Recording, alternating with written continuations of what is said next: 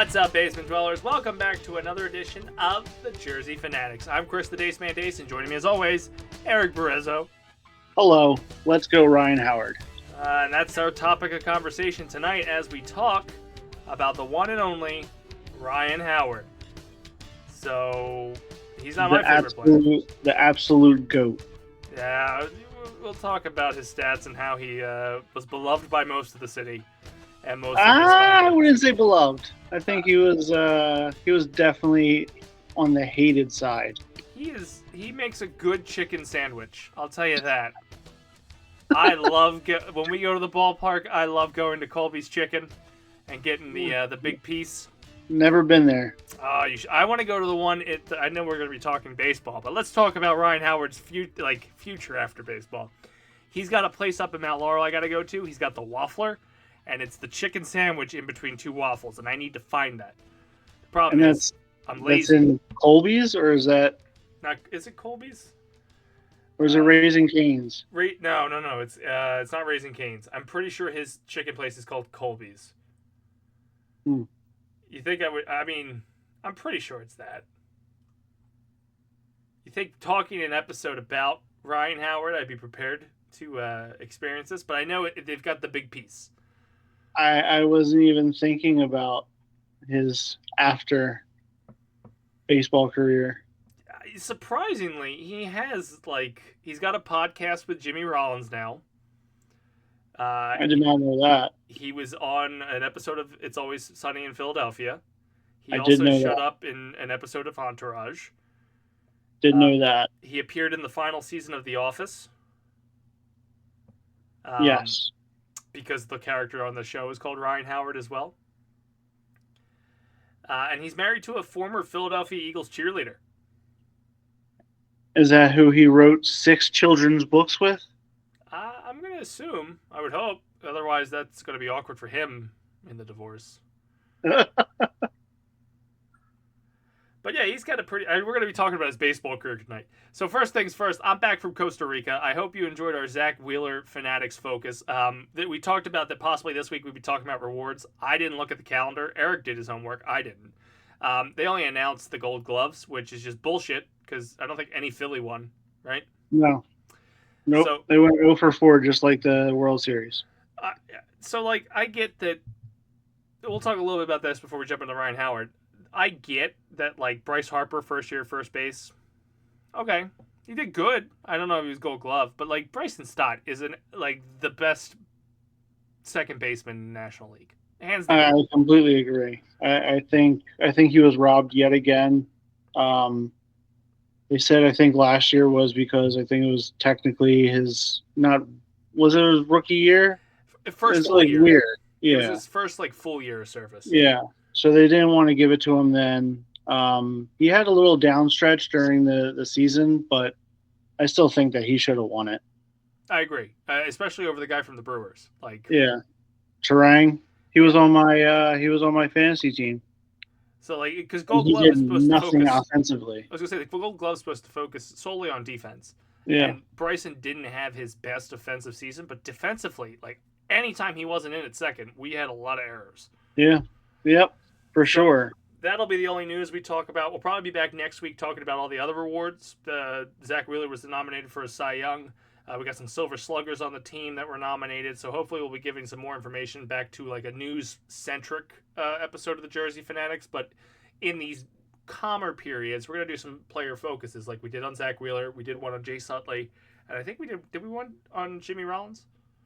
Yes. Okay, so we're going to be doing that. We're going to do another 08er as we talk about Ryan Howard, who was a Philly for life in the majors. He did finish off his baseball career doing some minor league stints in Atlanta and Colorado until he finally just said, thrown the towel in, and he was retiring. But he got called up in September of 2004, on September 1st, and he made his first major league plate appearance, striking out against Jarrett Wright in a pinch hit bat for Vincent Padilla in a 7-2 loss to the Atlanta Braves. So, striking out his first plate appearance. He had plenty of strikeouts. How I remember him. Yeah, he had plenty of strikeouts. But he also had the he was one of the fastest people, or he is still the fastest person to 100 home runs, Hmm. fastest to 200 home runs. But like the strikeouts, he got so many strikeouts every single year. He ended up having 199 strikeouts, and that actually is a record. And that was in 2008, the year we won the World Series. So I guess it doesn't really matter. You hear that, But Schwarber? Do your part. he got something to catch up to. Yeah. He But was like, definitely the definition of a boom or bust player. yeah, he had that record for the 199. He also had the other record, which you don't want, which is the most career golden sombreros, which is going 0 for 4 with a with actually with at least 4 strikeouts, I should say. So he had 27 of those games. Reggie Jackson was the last one to have 23. So it's not really that much of a difference, but still, it's the most in MLB history, and yet again another Philly to have good old history. Well, let's talk about some of his good accolades that happened. He holds the record for the most home runs by a Phillies batter in a single season with 58. He did that in his 2006 season, surpassing Mike Schmidt, who had 48 in 1980. He had the most home runs in a sophomore season with 58, also in 2006, passing Ralph Kinner, who had 51 in 1947. He has the most intentional walks to a Phillies batter in a single season with 37, also in 2006. So that's impressive. He did all this in his 2006 season, and he surpassed Jim Thome, who had 26 in 2004. Well, that 2006 was also the year that he won the MVP. Mm-hmm. 2005, he won the Rookie of the Year. Yep. But 2006 numbers were absolutely insane, and he just kept on getting better and better. Unfortunately, the year everyone talks about, which I'm not even going to talk about it. I don't want to, but it was an absolute like beyond crippling way to sort of end your career. Mm-hmm. Like he still had 6 years left on his deal because we gave him a massive extension. He honestly earned it. He deserved it. He was still playing at a high level, still doing everything that we needed him to do. But not many people can come back from an Achilles tear. And unfortunately, he really, if we had the DH, maybe he could have. But being that we didn't have the DH then, there was zero shot that he was going to be able to continue doing what he was doing. Mm-hmm. He was also holds the record for the fewest games for 100 home runs with three. It took him 325 games. He did that between the 2004 and 2007 season. He passed Ralph Kinner, who had 385 during his 1946 to 48 season. He has the most home runs in his first 1,000 career at bats with 85. He passed Cecil Fielder, who had 76. He's got the fewest games for 150 home runs, passing Eddie Matthews with 495 games. It took Eddie Matthews 569. The infamous record that you talked about with the strikeouts is 199. He tied himself in back-to-back seasons. Yeah. The career grand slams by a Phillies batter with 15, almost actually doubling Mike Schmidt, who only had 7. Fewest games to 200 home runs with 658 games, also passing Ralph Kinner, who had 706. At least 1 RBI in consecutive postseason games in the same year with 7. And he did that in 2009 when they went back to the World Series for a second time. But he passed Ivan Rodriguez, Bernie Williams, and Carlton Fisk, who all had 6. He also had at least 1 RBI in consecutive postgame seasons with 8 and tied Lou Gehrig in that. Most strikeouts in a World Series. So that's also the one we lost with 13. Most career home runs by a player whose last name begins with an H. A weird fucking stat, but he has it's insane the stats that these people come up with. But he tied Frank Howard with 382. And to your point, the most career golden sombreros, games with at least 4 strikeouts with 27, and he passed Reggie Jackson, who had 23.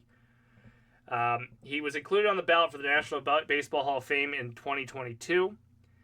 He received 8 votes, receiving the minimum or not receiving the 5% minimum, and did not appear on future Hall of Fame ballots. So before we get into his career, do you think he's a Hall of Famer? Because I don't like the voting system. If you go off of just the stats and not basically from 2012 on, so you basically take out 4 years almost. Mm-hmm. I think so. Just from going off of those previous years, and he probably should have been up sooner too if we didn't have Jim Thome. Mm-hmm. Like there was no reason for us to end up going out and signing him too.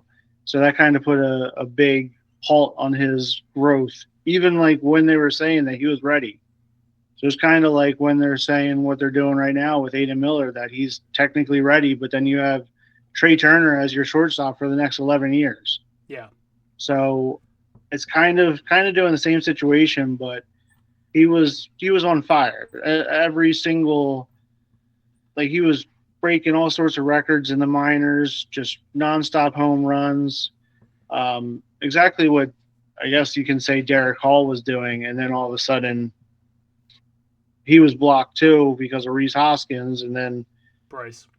and then he couldn't do anything after that after he got called up. But Ryan Howard was just, if we didn't have him on the team wouldn't have gone anywhere. Like he was a massive factor to that core group. Like with Pace Utley and Jimmy Rollins and him, those three absolutely propelled the team to greatness. And everyone, that's, obviously maybe older people will talk about other teams as highly as we do because we remember '08 so vividly.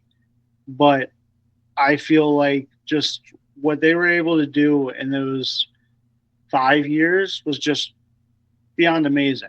And it was just nonstop success. Unfortunately, I don't know how they didn't win another World Series in that time. I feel like they should have, especially in that year that they had Roy Halladay, Cliff Lee, all of them. Like the four aces, unfortunately, it just didn't pan out. And that's the year that Howard ended up getting hurt and everything got screwed up. So, to your point, he was the MLB home run leader and the MLB RBI leader in the 2008 team. His accolades kind of tailed off after that. He did get an RBI leader in 2009, but aside from being an All-Star in 2009, 2010, Ryan Howard's reward, he was the NLCS MVP in 2009 as well. That was probably the beginning of the end for him. Yeah. And that was like, you can see, like, if you look up his games, all of a sudden his games, like, he was going from 144 to 162 and then like down to like 90. Yeah. So it was like cut in half almost immediately. So to your point, the Philadelphia Phillies selected Howard in the 5th round in the 2001 draft. We talked about he didn't get called up until 2004. There was a lot of notes here saying that people were trying to bait Ed Wade into trading him because Jim Thome was blocking his path to the majors. Howard's number 29 was retired by the Lakewood Blue Calls in 2010, and then the rest is history. So we speak very fondly of his 2008 run. 2005 he was the Rookie of the Year. 2006 MVP season. 2007 the team looked like they had a chance to take it all. In 2008 they finally did. 2009 they returned to the World Series, and then our favorite step down ladder that we're currently experiencing. Yep, going through right now. But it is just that the 2008 and 2009 season were so amazing, and if you just had a competent Cole Hamels in the World Series or even in the postseason, just in general, like, you probably would have won that too. Like you said, Ryan Howard wasn't really at his best, but yeah, everyone else was. It was just the pitching kind of fell off pretty hard, pretty fast against the Yankees in that series. But, well, other than Cliff Lee was beyond dominant. The man. Yeah. We'll definitely be doing a focus about him and a Where is Cliff Lee episode. Miss that guy. Wish he would come around, but does not like the city anymore. Doesn't like leaving wherever the fuck he is because nobody's seen him. You should probably be on a milk carton. Yeah. But In 2009, he did agree to a 3-year, $54 million contract extension that bought out his remaining 3 years of salary arbitration eligibility. And in spring training, Howard led all of players in home runs with 10. So they kicked off that 2009 series after winning the World Series by buying out his arbitration years and give him the 3 years to extend him. Like we said, 2010, April 26th, he signed a 5-year, $125 million extension with the club. And again, we said that 2008, 2010, or 2008, 2009, he was looking great. He had a lot of accolades. He was an all-star one year. He was leading in RBIs, leading in home runs. It made sense, especially with the National League not having a DH and him being firmly at first base. But I remember specifically that people were bitching about the contract because it was like 25 or 26 million dollars a year. Like it was considered massive back then. Mm-hmm. Now these people are just any Joe Blanton right now. If he was pitching, he would get $25 million a year. Yeah. Like that. That's what the kind of money is right now. So that it was absolutely insane. Everyone. I remember listening to the radio, sports radio, every day, and they were just ripping them apart. And so was I because that's what I do. But looking back now, I regret it, and I should have known what. I'm not going to say greatest of all time, like nothing like that, but he was definitely a very special player that deserved to get more credit than what he did in the city. Yeah. And if you look at who he was playing with, he gets outshadowed by the talent that was around him. You have Chase at second, Jimmy at short, and then you had the 4 aces on the team. Like, oh yeah, it's tough to kind of keep up with that, especially when all of them started firing on all cylinders. He was kind of coming off.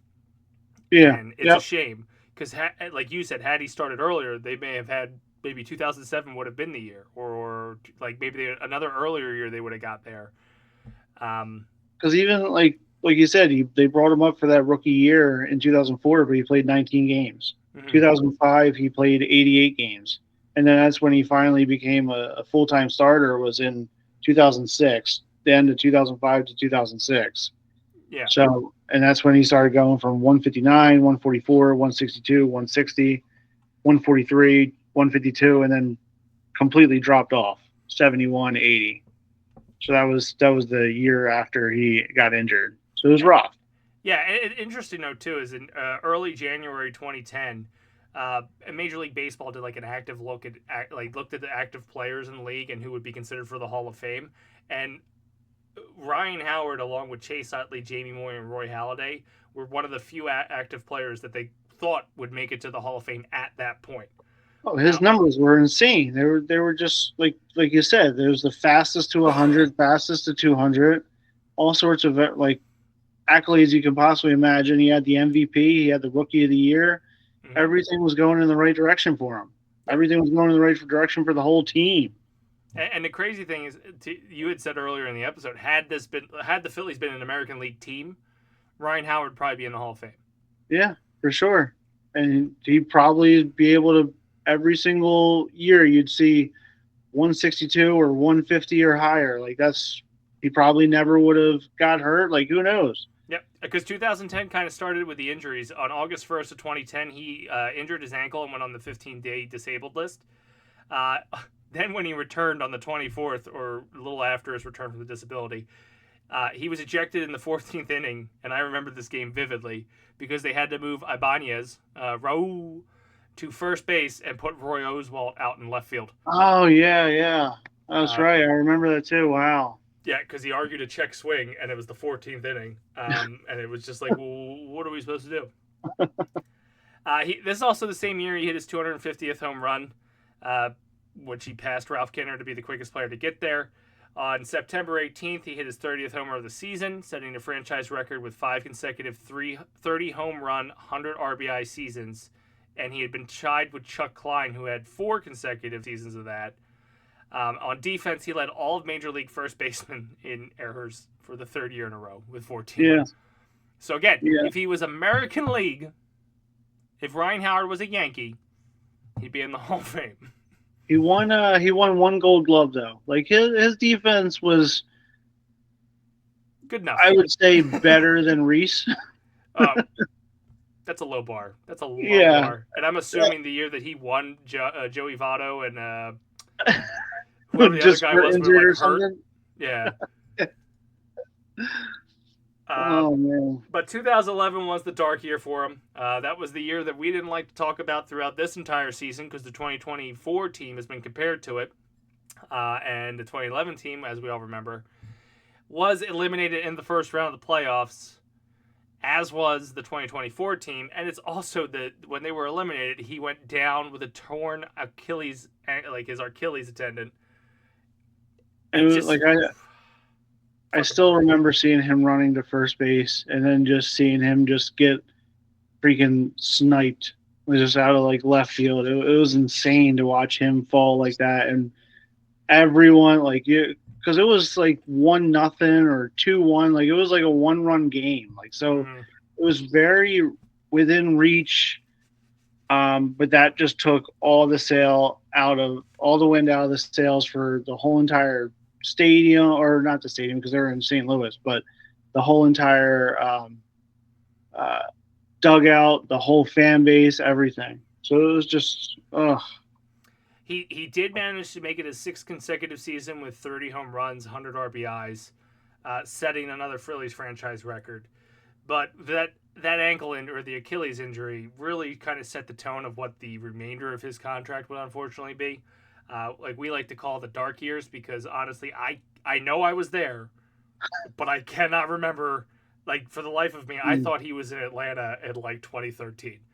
Um, I think I was there at his final game where like they put him in and then they just took him out and you had him wave and walk out.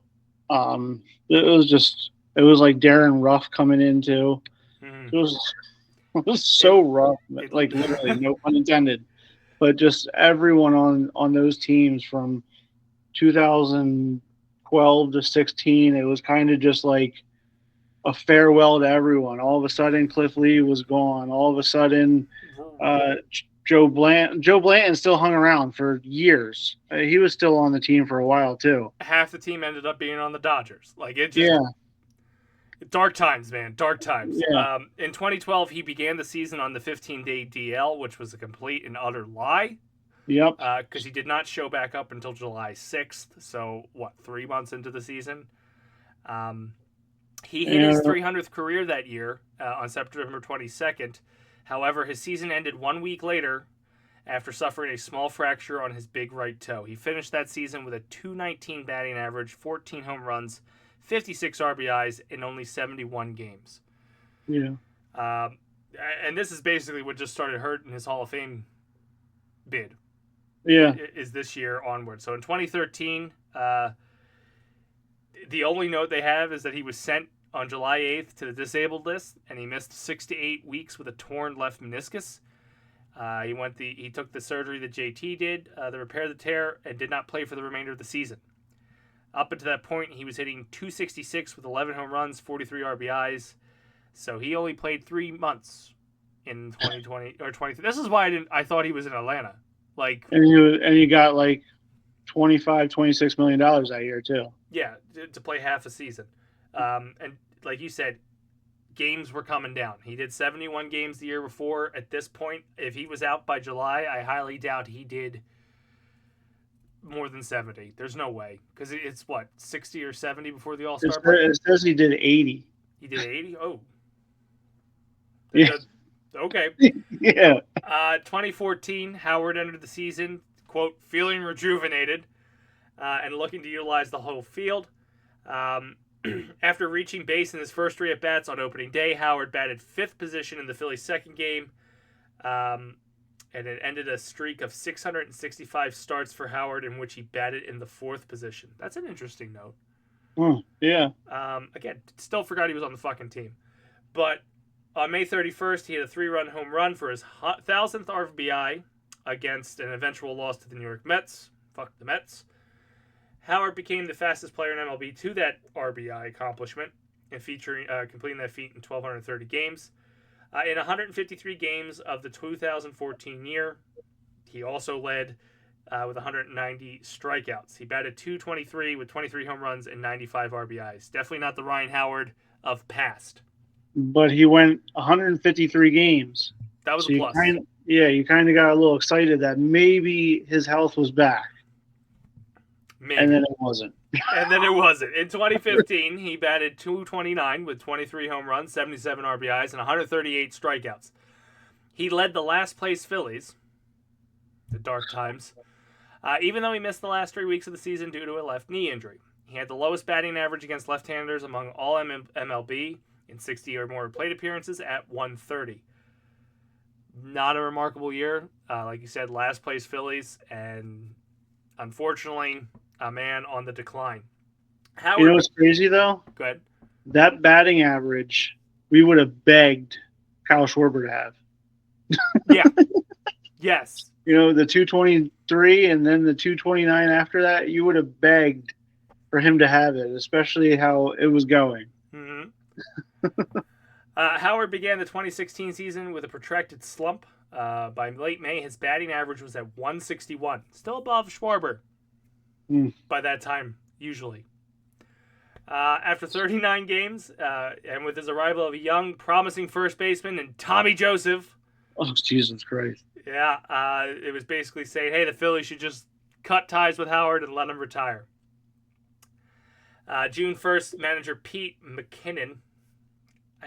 I know I was there. I know it. I have pictures of me in that stadium. I don't remember any of these people. Do you remember Ryan Sandberg walking out on us? Yeah, I remember that. I do remember that. Because everybody was like, oh, we got Sandberg. I remember like the hype behind having him, and then for him to just be like, yeah, fuck this garbage fire. On June 1st, they said that they were going to keep him on the bench and give Joseph a chance to play more time at first base.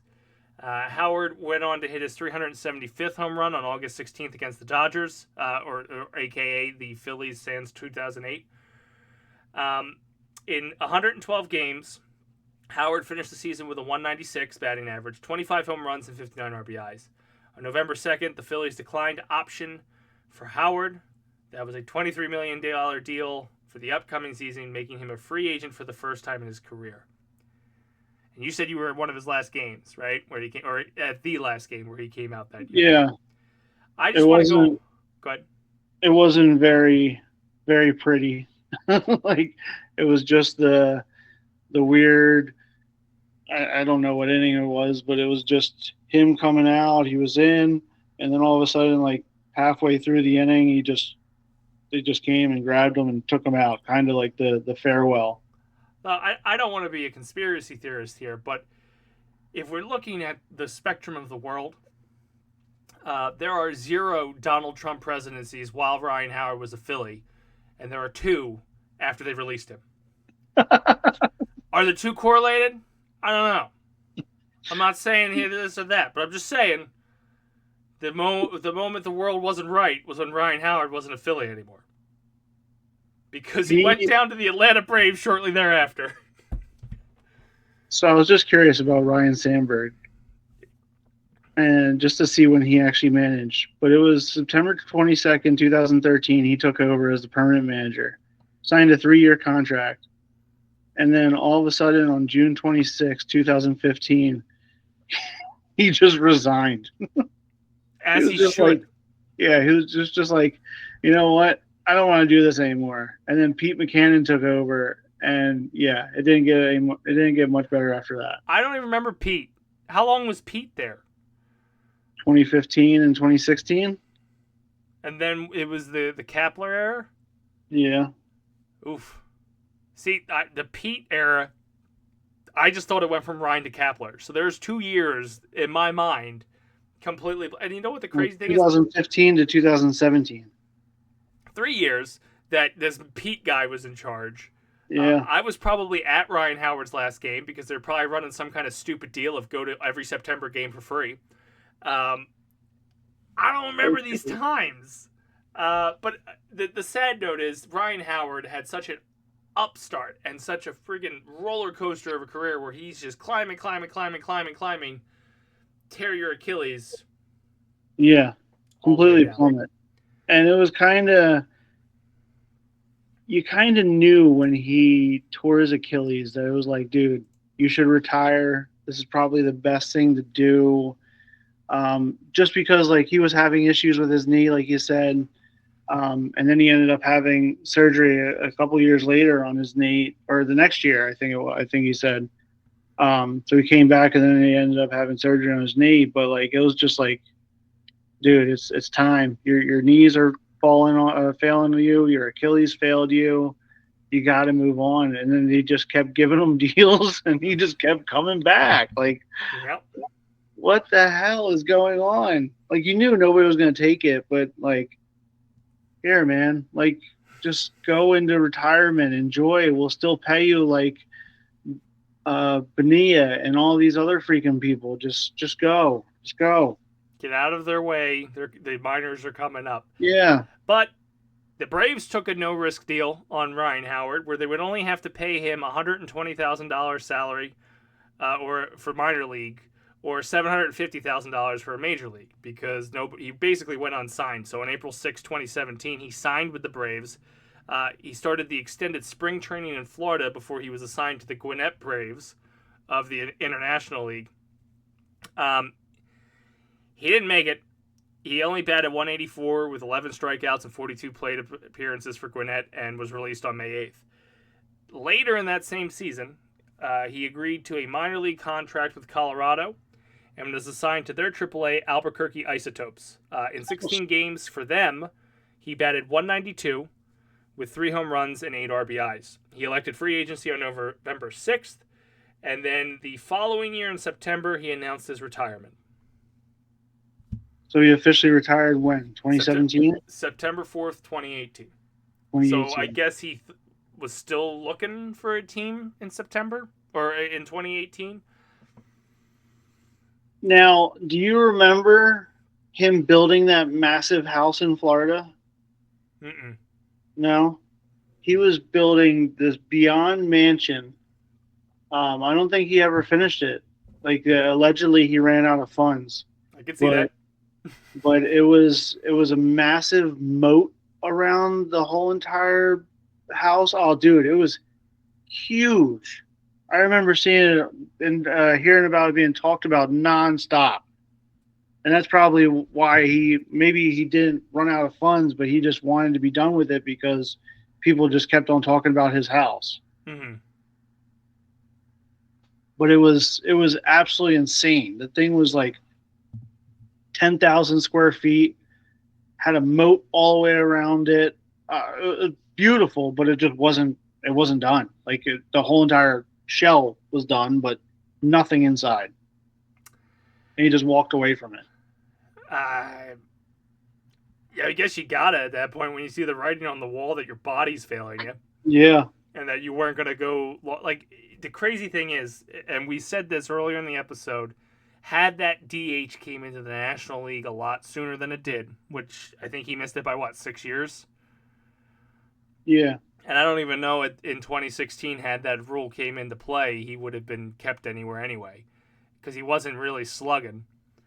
But had that rule come into play in 2011 or 2012, he would have had a better chance of sticking around longer and not really putting pressure on his legs and knees and taking all those surgeries, because he's not running to first base as often or having to stretch as often. That's the house? Yeah. Did somebody else take it? I guess he finished it and ended up selling it for $16.5 million. God. But it was like it was massive, dude. So apparently he has a fraternal twin brother named Corey, which that's interesting. I didn't know he was a twin. His favorite I did know this fact. His favorite baseball team was the Cardinals growing up. Yeah, because he grew up in St. Louis, right? Yeah, he graduated from Lafayette High School in Wildwood, St. Louis County, Missouri. Apparently he was a trombone player. It's interesting. And he was a representative for a number of products, including Under Armour. I remember the Subway ads.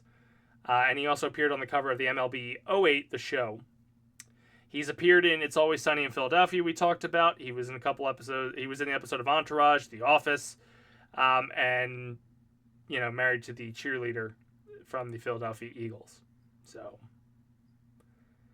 it's pretty interesting. But And that's Ryan Howard. he married her in 2012. Yeah. So at his lowest point. When he knew that he was about to become a stay-at-home dad, he went, "I'm Yeah. going to get this hot cheerleader before I'm not attractive anymore." Yeah. His son was apparently pretty good at baseball too. So another interesting fact, and I guess not an interesting fact, but the Savannah Bananas were in town this year, and we've talked about that. And he ended up batting for them. He struck out, as only one Ryan Howard can do.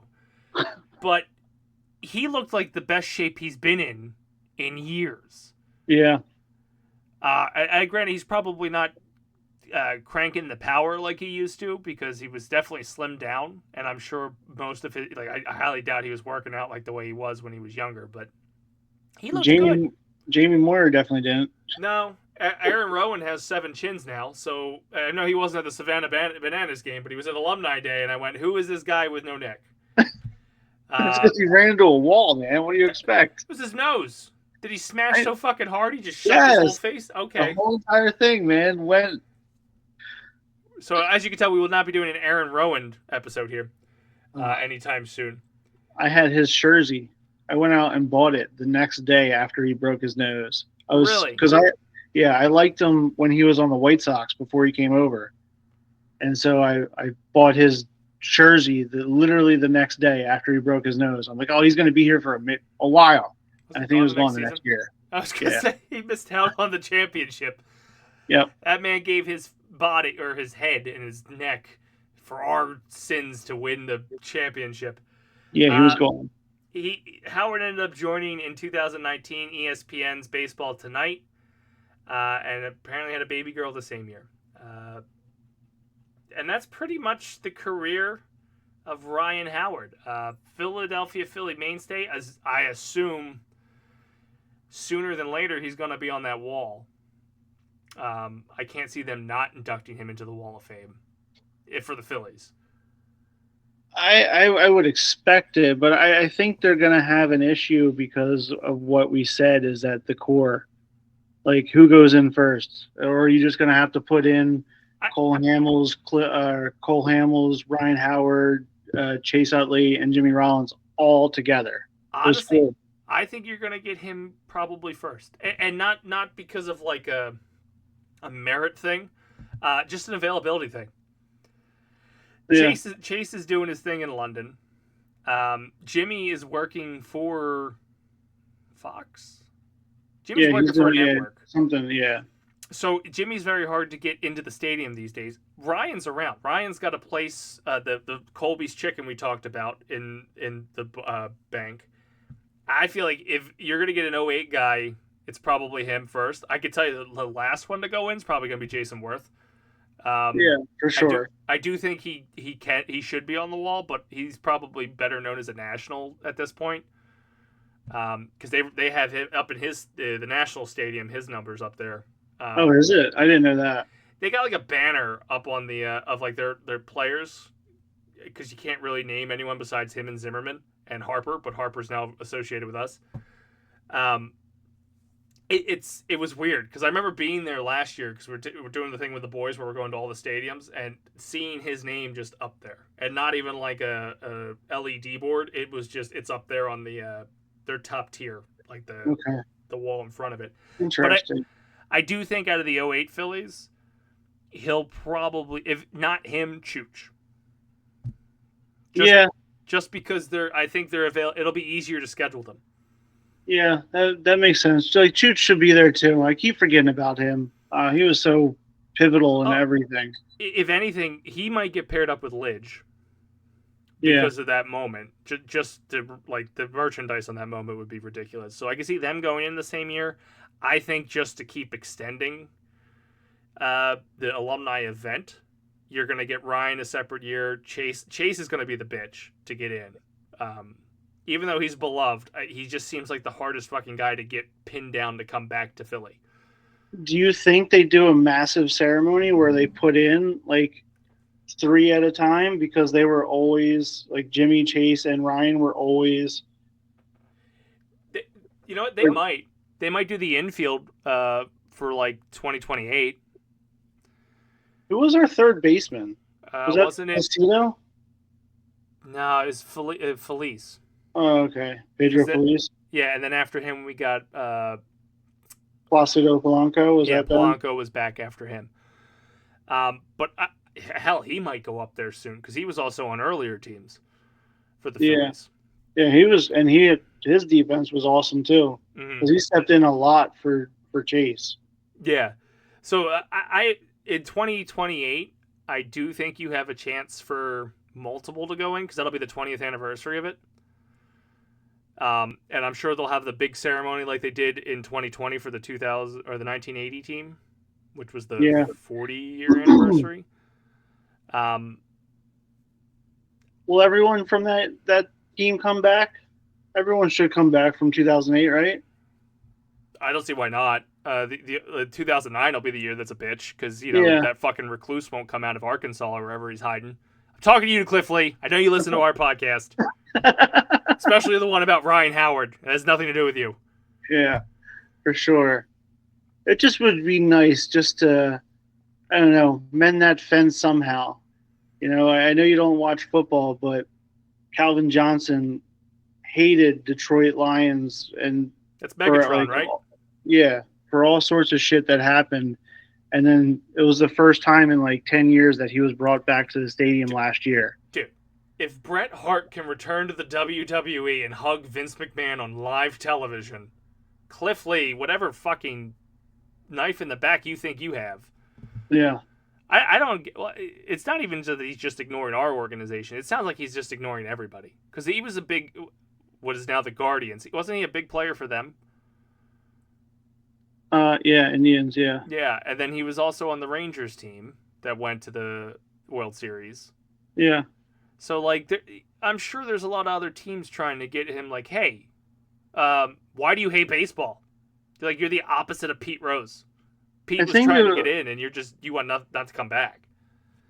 I think it was just because he felt that he deserved the ring. He did, and he just never got it. And I gave everything to this game, and it hasn't given me anything. You are, and when we do the deep dive on him, we'll talk about that because he just kept missing it by that much. Yeah. But this has been the retrospective on Ryan Howard. Great chicken sandwich. I think you said earlier in the episode, probably one of the most historic first basemen, aside from like I guess Pete Rose's small stint here. Yeah, he was one of the best power hitters that we've ever seen come across our path. You know, he just anytime he came up to bat, it was must see. You know, back when you had Sammy Sosa and you had Mark McGwire going for their records, Ryan Howard was the first one to be able to even come anywhere close, and he didn't do it on steroids. No. So, like, they used to break in on ESPN saying Ryan Howard's going for number 55, and then he ended up that season with 58. But it was must-see TV for him because it was getting so high, and it's like, holy shit.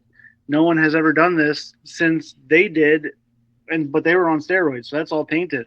Yeah, and to be honest, he's probably, since I made the wrestling reference earlier, he's probably the John Cena of the Philadelphia Phillies. While he was there, you didn't appreciate him as much. Yeah. And then now that he comes back, he's going to get cheered no matter what. He gets, like, I wouldn't say he doesn't get standing ovations, but he gets TV time when he's watching games in Atlanta for us. Like, they make sure to put the camera on him. Yeah. He's a legend. He's going to be on the Wall of Fame. It's just a matter of when, not if. It's a shame that his back half of his career didn't come anywhere remotely close to the front half because he would be a Hall of Famer. Any final thoughts on Ryan Howard before we part ways? The last 2 years for the Wall of Fame has basically sucked, though, right? They've been all management and, like... And Scott Rowland, who didn't come. They did a different night for him, which is, like... I like the... I'm going to be honest. I am a big fan of the Phillies organization. I think they treat their fans better than most organizations, athletics. But that was bullshit. Because every year, even though like now I'm a season or partial season ticket holder, I will separately buy Alumni Weekend because I want to see the presentation. And to your point, that year it was 2 executives and Scott Rowland. And I'm not a big Scott Rowland fan, but it would be cool to see him come back. And for whatever reason, scheduling conflict, even though you're scheduling this a year out. Yeah. He got a game in September that I couldn't go to. Like it sucked. And then this year, Montgomery made sense. Oh, absolutely. The Monty's Wall or Monty's Corner was awesome. They need to break that the fuck down after this postseason, but it's not Monty's fault. But it needs to change. You're right. It's more fun when it's a player that they're honoring. Yeah. Oh yeah, for sure. You know what? To be honest with you, I can guarantee who's going to be on the wall this year. Pete Rose. He won't be there to say anything to fuck it up. Yeah, that would be amazing, but also awful at the same time. It's the given. Like he'll probably go into Cooperstown next year. He'll probably go on the Wall of Fame. The only one who stuck to their guns was Cincinnati. Of like, we don't care what the fuck he did. He's our Pete. Yeah. Yep. And that's how it should have been. Yeah. But anyway, Ryan Howard, must see TV. Loved almost every minute of it. There was a lot of times where I was like, dude, retire, leave, move on. It's a good thing you didn't podcast back then. Yeah, no. Or have a Twitter. Like that was, yeah. That would have been really bad. So just the patrons at Hollywood Diner on their bar section got to hear the Phanatics version. Yeah. Good old $2 Bud Lights. But that's going to do it for us this week on the Jersey Phanatics. We'll probably be back next week to talk more about the awards, end of year, hopefully some free agency news. But like we said at the beginning of this episode, we're going to start doing some player profiles in between the dead periods. Plenty of Phillies to talk about. So far, we've focused on 3 from 2008, 1 from this turn run.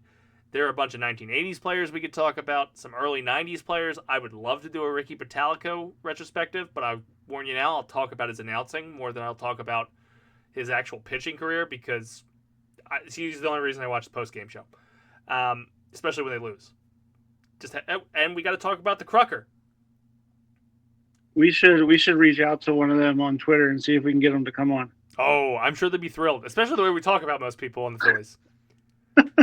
I mean, I know for my part, the only one who should come on if I asked them would be Castellanos. Everybody else, and Vance Worley. I hold him in high regard with my autographed Cooperstown Phillies I can text jersey. Vance and ask him. There you go. Text him like, hey, you want to do our podcast? I'll show you the jersey I had you sign that I thought you were going in the Hall of Fame. Back when I knew very little about baseball. Yeah. But that's going to do it for us. Erik, you got anything to plug? I don't. That's fair. I mean, you get this. This is your baby. I just come along for the ride. You're the one with the knowledge. I'm the one with just the smart-ass remarks.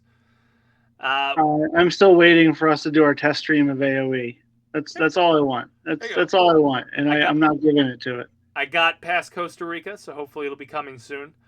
BPP is active as ever. So every Wednesday, Jersey Phanatics drops, where we give you our delightful Phillies insights as well as the player profiles. Thursdays, we drop our weekly protocol show, which is kind of a variety show where we bring a panel together at the end of it to talk about the protocols. We've talked about Halloween, we've talked about airports, and lately we talked about football. And by we, I meant everybody else but me.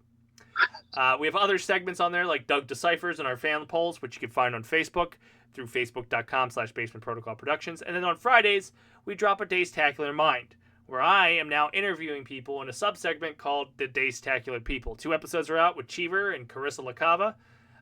And the fun fact, I didn't know how to spell Carissa because I never called her that until that episode. It's always just been LaCava. Just like all you people just call me the Dace Man or Dace. Probably don't even know my first name's Chris because I say it too fast when I say my intros. But we got the Game-a-thon coming up in April, and we got a lot of things in the pipeline actually flowing, so we've unclogged it a bit.